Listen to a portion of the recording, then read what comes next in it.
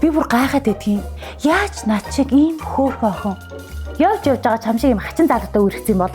Гэхдээ гайх юу бах те? Би ч одоо эр хүний 13 мэгтэй юм шүү дээ. Тэрний ядгийн. Нэгдүгээр мэх.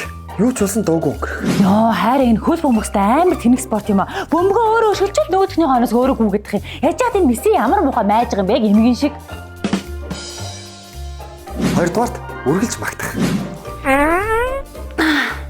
Ямар хөөрхөн онгот юм бэ? Алив дахиад нэг. Гуравдугаарт төрүүлж уучлалтахгүй байх.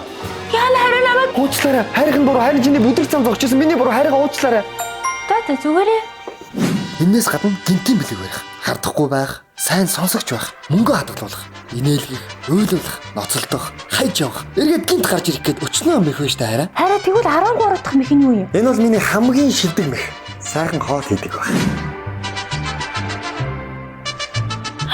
Хараа ямар гоё хоолнод вэ? Яаж хийсэн? Хараа нууцсан. Энэ давхраад бин чинь бүх төрлийн хоолнд ашиглаж болдог. Бүр дангаар нийтэх дүртэл амттай байдаг байхгүй юу? Хоол ихэд гурил зурч цаг алдна гэж огт зоохгүй. Хөлдүүгээр наалддаггүй хариулын давган дээр 2-3 минут харахад л бэлэн болчдөг. Зөвхөн бие байдлаар хэрэглэхгүй махан бүтээгдэхүүн, жимсгэн зэргээр ороомог хийж болно. Эсвэл хуурганы хачир, зууш, амттан бэлтгэн хийсэн ч тохиромжтой. Сонготой болон уламжлалт гэсэн хоёр төрлийн сонголттой болохоор хийх гэж байгаа хоолндоо тааруулаад хэрэглэж байна. Ашиглахад хялбар, цаг хэмнэсэн, транстосгүй, эрүүл амттай болохоор завгүй амьдралтай бидний ялангуяа эрчүүдийн ажлыг супер хөнгөвчлөдөг байхгүй юу? Лааж штий. Лааж байстай. 13 нэхэ гэж.